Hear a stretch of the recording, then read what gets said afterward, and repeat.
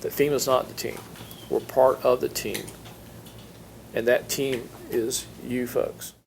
Disaster response and recovery is a team effort. FEMA and HUD have developed a strong partnership that has worked to get Tennessee survivors on the road to recovery quickly. At the DRC, the partnership with HUD is important to us because as soon as we have an applicant who mentions a housing issue that is not a financial issue that perhaps our FEMA rental assistance might cover, we know that HUD is the place we need to send them. Water did get up to my home, but didn't get in my home through the doors. We had a straight line wind that came in earlier that evening, along with the heavy rain and wind. And a lot of my damages came in through the ceiling, the windows, the wall, and the floors. Well, we've been meeting with the flood survivors in the DRCs. They have gone to our partners, FEMA and SBA, and they make their way to HUD when they have housing needs. I got onto HUD because I knew I had to come out of the house. I knew it was to the point that I got to find somewhere to live. And after talking to FEMA, the lady and man that was there, they told me to go down to the main office. They got HUD people there.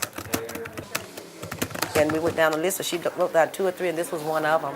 Oh, they're doing great. Krista Goodman, she was my caseworker from HUD. She said, well, we're going to find you a place to live. That's what she told me, you know. I called and I came out here, basically explained to the lady what had happened and everything. She said, you just come up front and let them know you need a place to live. And she said, just bring me a deposit, and you can move in, and we'll kind of waive with you a little bit because you do need to get moved out of your house. And it was a blessing. It was a blessing going through people like FEMA and Crystal and HUD.